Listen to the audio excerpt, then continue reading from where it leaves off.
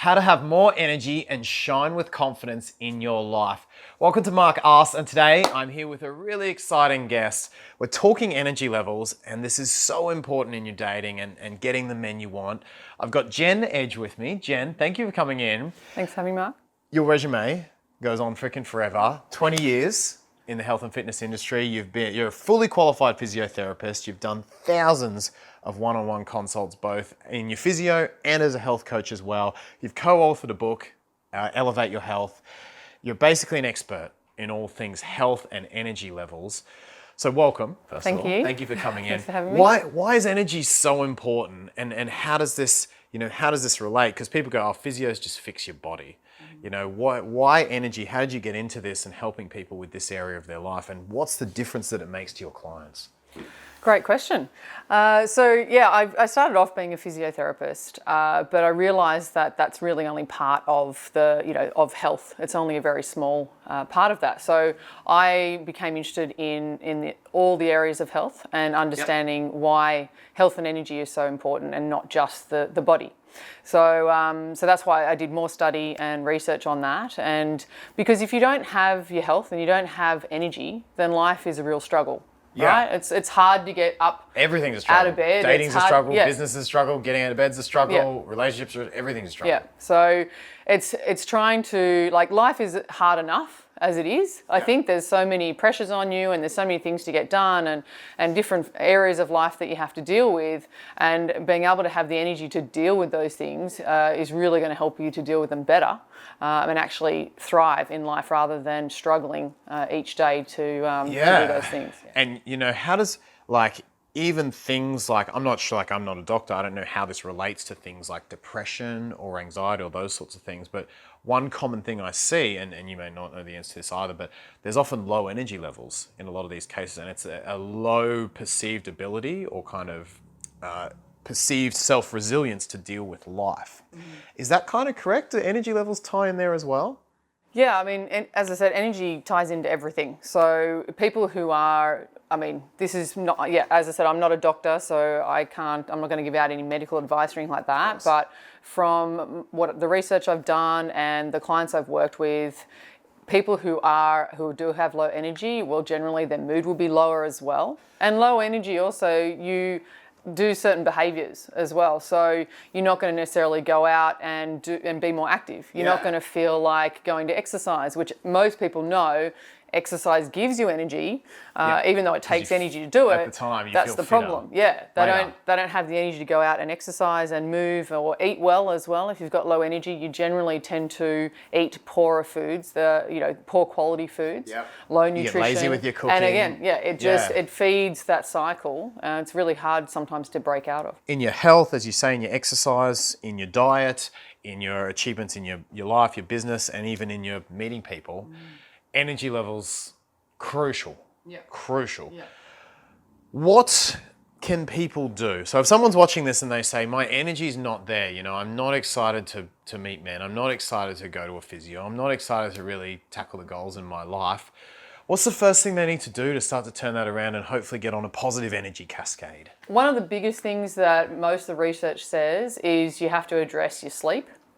Because if you don't have the right amount or the right quality of sleep, sometimes it's not even just getting, the amount of sleep, but the quality of sleep. If you're not getting the right amount of sleep and you're not getting the quality of sleep, then that will affect how well your body repairs at night time and how rested you are in the morning. So you need to make sure that you're getting the quality sleep, and that will actually help you to have more energy throughout the day as well. Okay, so start with sleep is a good place.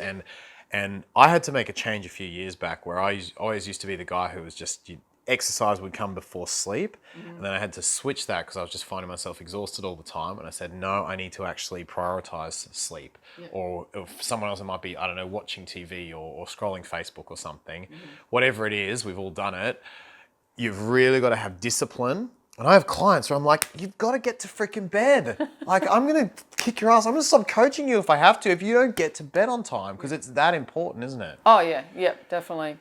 And the thing is, you need to go through a certain number of sleep cycles throughout the night. And you'll find that you actually get tired at a certain time. And if you don't then go to bed, you've missed like a 90 to 120 minutes of that sleep cycle, until you actually get into that drowsy state again. So you've just missed a whole sleep cycle. Right. So it's trying to, when you are feeling tired, like, make sure you go to bed then. Don't and wait. What if someone feels like that's not, she says, I'm tired at 7:30, I'm a single mum, it's not going to happen. How can someone deal with that? Do they just have to do the best they can, or what can they do?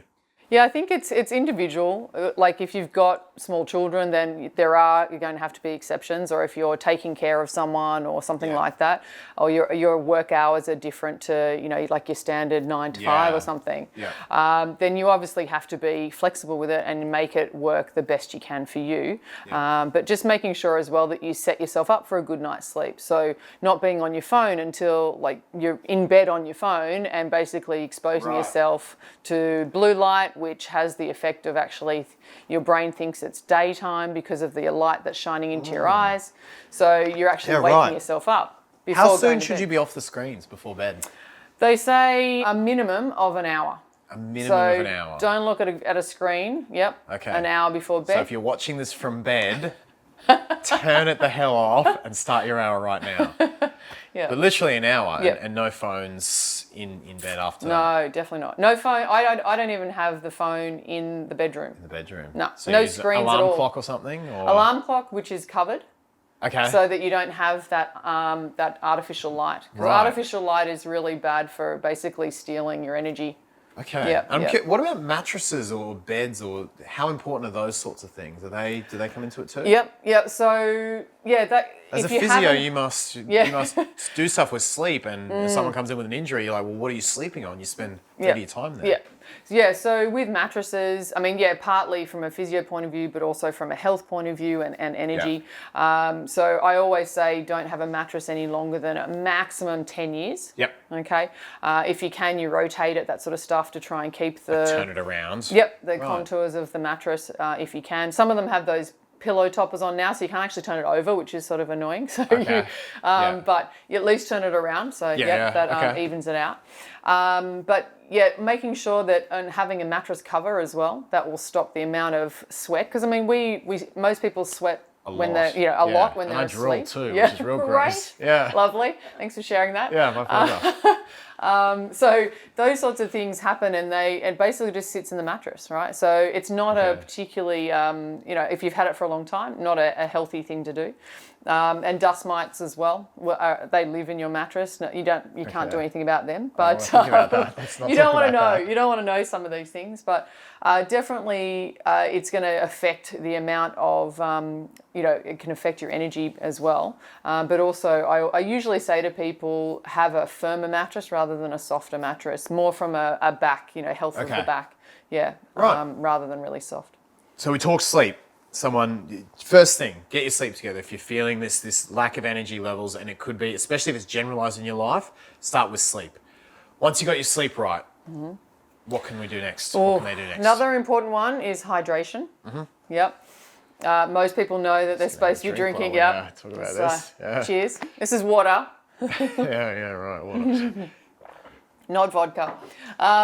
So hydration is really important as well. Yeah. And most it's funny people, because everyone thinks food, don't they? They do. And sleep and water are actually much more important. Yep. Well, they show that from fasting as well. They show that a lot of people who do fasting, they actually have more energy after doing it for a few days, and all they're doing is potentially drinking water. Yeah. So it's like if I don't feed my cat for a day, she just runs around like a crazy thing. That's right. Yeah. And you can go longer without food than you can without water. Of course. Right? So water is crucial, and I usually like to advise filtered water. So it's a cleaner water, something that hasn't been processed with chlorine or other things that they put into water, whether that's gone through pipes that are rusty, those sorts of things. So you can have basically contaminated water not in a way that you're going to get sick, but it could potentially have an effect on you long term. We don't know exactly yet. But definitely filtered water. I'd say a minimum of everyone needs to be having 2 litres at least. Okay. And most people, 60% of Australians are dehydrated. Yeah. Right. Yeah. And that has a huge effect. Huge effect on energy levels, mental, you know, you're dehydrated, you get a headache, everyone pisses you off. Yep. Last thing you want to do is go talk to an attractive person. Oh, for sure. And it affects your digestion. It affects how vibrant your skin looks as well. Yeah. So if you've got more vibrant skin, and you look better and you feel better, and because you think, oh, I look pretty good today, you know, then you're going to exude more confidence. You're going to exude that. And I think me and Maddie were actually talking about this before you came, which is sometimes you'll meet someone who's in her 40s, 50s, 60s, who has this just like youthful energy and just so beautiful and so radiant and so attractive. We're actually at a burger bar today, and you know, this woman was just like singing and serving us our burgers and just talking about how great they were. And I was like, my God, your energy is better than some 20-year-olds I've met who are grumpy and sad all the time. And it's like, I'd rather spend my time around this person because their energy is just so much better. Yeah, definitely. What's after? So once you've checked in on your sleep, you've sorted out your hydration and made that a habit. What can someone do next to improve their energy levels? So we'll talk about food. Definitely, that's very important. Into key foods. Do you have experience? And I know you're not a dietitian. No, not a dietitian, not a nutritionist. What's worked with your clients? Your health coaching clients. So I usually say the more natural, the better. Okay, so the more real foods, the more whole foods, the better. The less processed food. So mostly you're going to be having plant-based food, and then you add on your protein and you add on a little bit of carbohydrates. After that, and minimal processed carbs as well. So as much as you can, you want to have things like, you know, nothing like bread and that sort of stuff. As little as possible anyway. Like, I'm not saying completely cut it out if you can tolerate. Bread and gluten and things like that. Subway. Maybe a little bit. Have the wraps instead of the full bread. I love the bread. Okay. I used to love the bread, Until and then you I'm found like, out what it oh, did. yeah. Okay. So, so I would definitely, and most people are talking about organic food now. It can be a bit expensive, so it can be a little bit harder. There is a list called the Dirty Dozen, which shows the Dirty Dozen. And the Clean 15. So you've got, and they're fruits and vegetables which are the highest, like, sprayed in pesticides. So the Dirty Dozen are they're sprayed more. So they're potentially like the top three? What is it? Strawberries are really high. Celery's high. Spinach is high. Right. And the best three of the clean ones? Oh, anything with most of the things with skin on. So like your rock melon, bananas, pineapple. Well. Okay. No, apples are high. Apples are high. Yeah. Right. Okay. Yeah, they've been sprayed a lot. So if I'm getting apples, I always get organic apples. They're not too expensive, so you can get away with that. But I mean, I know that might not be an issue. If that's not an issue, I would definitely go organic all the way if I could. Yeah. Other sneaky hacks you've used with your clients beyond getting their sleep right, getting their hydration right, getting what they're putting into their body right, other sneaky hacks to increase their energy. So getting sunshine. Yeah, right. As well. So you were saying before the interview, even vitamin D tablets don't do the job. Yeah. So you need your vitamin D tablets potentially if you're spending most of your time inside under artificial light as well. But you need sunshine to activate the vitamin D. So your blue light from your screens ages your skin. So having the red Can't too light. much sunlight also age you? Yes. Yeah, definitely. So it's not spend 8 hours outside, but you are wanting to get sunlight on your skin. So you actually have to have your skin exposed to be able to get the benefits of it.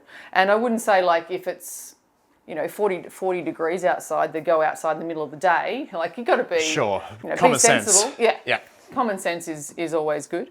And even from it's funny, like even from a physio point of view, I've been talking about this for years as well, because there are a lot of problems, especially with women with osteoporosis. Yep.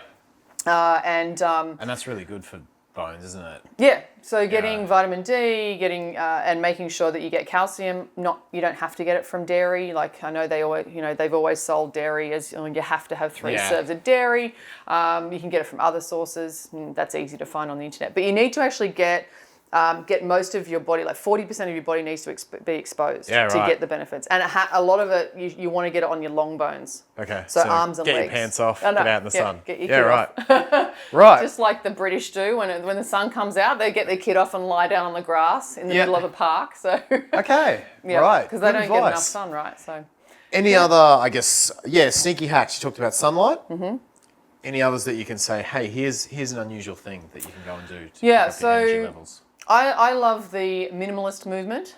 Yep. And that basically talks about decluttering, or having minimal things in your environment. And also I like the idea of decluttering the mind as well. Yep. Yep. So you don't have all of these thoughts running through your head and distracting you, and also taking your energy, because your brain uses a lot of energy. Yeah, and the clearer thought processes you have. You go. I was just going to say, is this meditation kind of decluttering the mind? Is this... Can do, yeah. It's one of the good, really useful and valuable techniques that you can do, for sure. And I do that on a daily basis. It's part of my morning routine. So meditation is great for doing that, is to help with that clarity of thought and just having more focused attention. And then you've got decluttering. So things like, I need to remember to do that, or writing, having all these things, all these things in your head that you could potentially get out of your head, so you've got that focus and energy to do what it is. Scattered. Yeah, so you're not scattered, because actually the client who was having particular trouble with bedtime, she was so scattered with the things she had to do. And one of the biggest things she had to take on is simply scheduling. So that the things, okay, I've got the list down that I need to do, and now I can mentally... That's right. Relax. Yeah. And that gave her, so there was less processing power. Is that right? Less processing power being used in the brain to remember like the 680,000 things that need to be done. Yep. So scheduling, organising your day, that sort of stuff, planning is fantastic. Like anyone that has good health routine and is energetic, they're taking care of their health because they're organised in their health. Right, so the health, it doesn't in the just elements happen. we've talked about, you mean? Organised sleep, organised hydration, food. All those things. It doesn't just happen by chance. Like, you have to actually have a system. You have to make it a priority, you have to systemize it, you have to organise it. Yeah. And that's basically what you coach people to do. Yeah, exactly. Right? Yeah. And then the minimalist, and then the decluttering of your environment as well. Right, so because everything you have in your environment, your brain is having to process every single item. And every time it does that, it's basically going, okay, you don't realise it, but your mind, your eyes and everything is scanning the room to make sure that it's safe. Interpret all the data. Yeah, and if there's more data, then that's more energy more glucose that you're burning through in your brain. Right. So and it's just a waste. You're just wasting energy on that. Okay. So I like to clear out all the things that aren't necessary, and then you can have that the energy that you want to put into what you're trying to actually achieve. Okay, got it. I love that. And so, the last thing I kind of wanted to touch on was mentally. What sort of hacks are there that, because obviously your mental processes, how you think about the world, is going to either make you excited to go out in the world or make you miserable to go out in the world. Simply how you think about a problem. I'm going out on a date. Like if I'm going on a date, I'm excited. I get to meet someone new, I get to go to a place that I want to go to, or I get to, go do a little adventure, whatever it is. For someone else, it might be, there's dread. And so the exact same situation with two different thoughts can produce two very different energy levels. Do you have any tips on training your mind beyond decluttering, tips on training your mind so that you can have an energetic thought pattern? I believe that mental attitude or mindset is the same. So it's something that you have to develop as a skill. And also looking at your perspective of why are you going on this date? Right, so understanding that going on the date and the outcome that you want, but it's going in. I like to go in with more of an intention rather than going in with an expectation. Yeah. So you get to choose how you want to be. You get to choose how you want to be on the date, rather than I'm expecting something to happen, or I'm expecting something from this person. Yeah, great. As a little example of this, we actually had this happen recently where we were out with one of the channel interviewees, and she said, well, what's my intent? So I said, see if you can go in there and just light up his day. See if you can have him be glad that you came over. And so switching that mindset, you said, from outcome focused to intention focused is a quick, simple little hack that you can do to have more energy instantly. Yeah, definitely. Yeah, fantastic. Yeah. Is there any other little thoughts that you wanted to add in, perhaps about the mental energy side and whether it's a sneaky little thing that you've taught your clients or just a Gen Edge only little tip that you've got that you could add into how you help them have energy or mental energy, whatever it is. Yeah, so with the mental energy, I do a lot of breath work as well. Yeah, okay. So a lot of breathing work, because a lot of people, especially if they're on the go a lot or if they're stressed, most people you'll tend to find they're what we call upper chest breathers. So they just go like this instead of using their diaphragm at all. And then the brain is then running on more adrenaline. Right, so it's actually fueled by adrenaline, and it just keeps in that cycle. So what we want to do is, if you're able to get out of that cycle and actually start doing more abdominal breaths. So even if you just do 5 abdominal breaths, it helps to ground you. It helps to increase the oxygen to your brain, and then you're going to be able to think more clearly as well. Okay, so if you're wanting to make a good impression, and say you're out and about, and you're already out with your friends and it's a pub night or something, and you go, all right, I can drink some water here, but I'm certainly not going to be able to sleep. I don't feel like eating right now. Simple little thing you can do there, go, what's my intention? And how am I breathing? Yeah. And just take a few abdominal breaths, get some water into you, and quick little energy habits that you can do right then and there to improve your energy. Yep. For sure, Yep, definitely. And it just calms you down too. Yeah. Right, so if you're feeling anxious, like when you're feeling anxious and stressed, like how do you generally breathe? I guess like superficially, Yeah. that's kind of what I think of. Like, and shorter, more shallow breaths, faster breaths, potentially, So that gets you into that stressful state. And that's not going to be a very confident state. So, and a state where you can actually, you want to, when you're on a date as well. Yeah, or if you're going to meet someone, you're not going to feel relaxed. You're not going to be giving off a nice, relaxed energy. Chill vibe, They're going to pick up on your stress and they'll be like, now I'm feeling stressed and I'm uncomfortable. Yeah, because you can feel energy, right? We all have this energy field. Like your brain, your skin, your heart all gives off energy right up to like 23 feet.